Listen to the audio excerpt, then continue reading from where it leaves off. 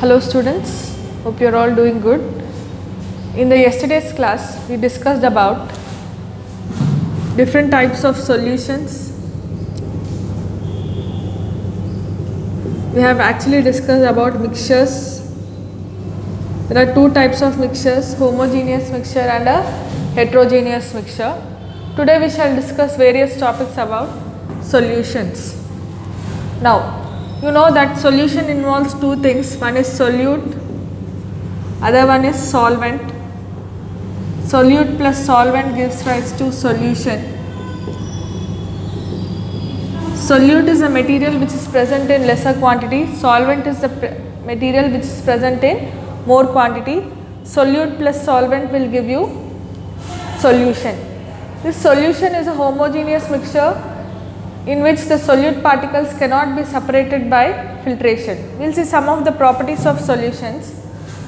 The solution will not disperse the light ray, or the solution will not scatter the beam of light ray that passes through it. Next is, if you leave the solution undisturbed, the solute particles will not come and settle at the bottom. That is another property of a solution. Next we have something called as solubility, saturated and unsaturated solutions,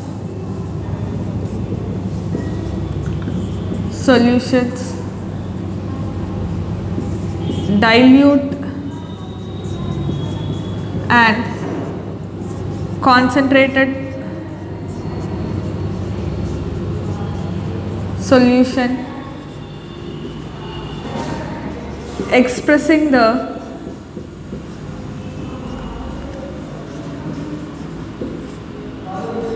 concentration of solution.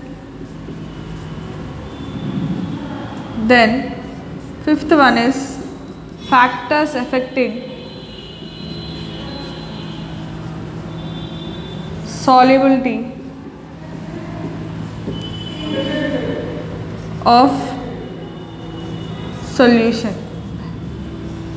Now, what is this solubility? Solubility is nothing but it is the amount of solute that can be dissolved in a solution at a specific temperature. It is the amount of solute that can be dissolved in a solution at a specific temperature is called solubility. For example, let us say water. You have water. At a given temperature, let us say you have a glass of, you are taking a glass of water. At a given temperature, let us say it is able to dissolve 10 spoons of sugar in it. Then the solubility of that water is 10 spoons. That is amount of solute that can be dissolved in solution. That is what is called solubility. Now, next you have saturated and unsaturated solution, dilute and concentrated solutions. First let us see what is dilute and concentrated solution.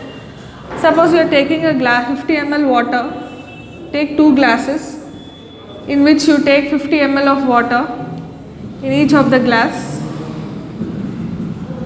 Let us say in this first glass you are dissolving 1 gram of sugar, and in the second one you are dissolving 30 grams of sugar.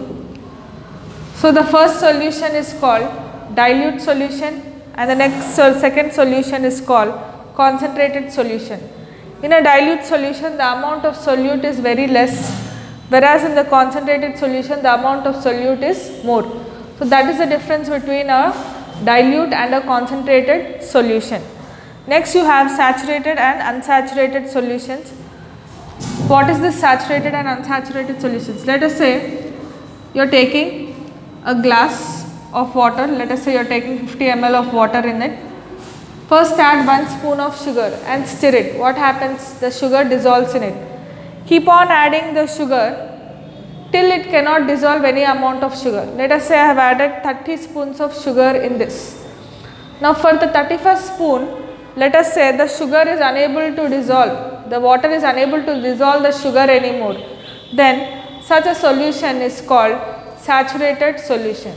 Then what is unsaturated solution? Unsaturated solution is nothing but you still have space to dissolve some more amount of solute in the given solution. That is what is unsaturated solution. Let us say I have added only 2 spoons of sugar in the water. Now I can add 1 more spoon also for the sugar to dissolve in the water. Then such a type of solution is called unsaturated solution. So that is the difference between saturated solution and unsaturated solution. Then how to express the concentration of a solution? You have 3 ways of expressing it. First is mass of solute by mass of solution into 100. Next you have volume of solute by volume of solution into 100. This will give you the concentration of a solution. Next you can have mass of solute by volume of solution into 100. These 3 are the ways of expressing the concentration of a solution. From this you can get about the concentration of the solution. Now next, factors affecting the solubility of a solution. For this what you do is take 3 beakers, take at least 50 ml of water in the 3 beakers. In the first beaker you add 2 spoons of salt. In the second beaker also you add 2 spoons. In the third beaker also you add 2 spoons of salt. But in the second beaker you have to stir the salt. In the third beaker you have to increase the temperature.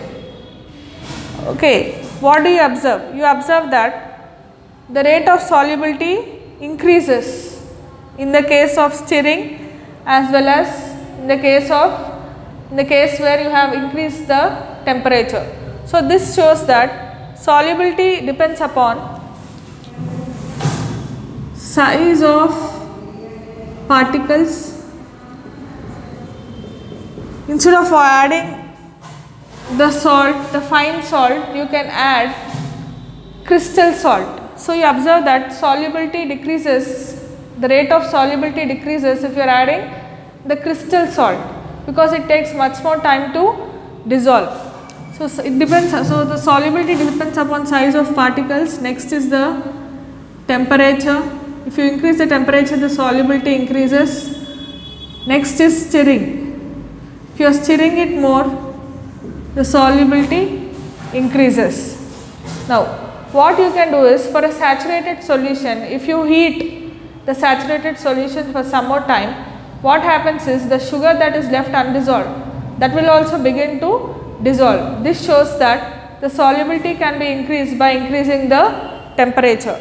So that's about to this topic, children. We shall continue in the next class.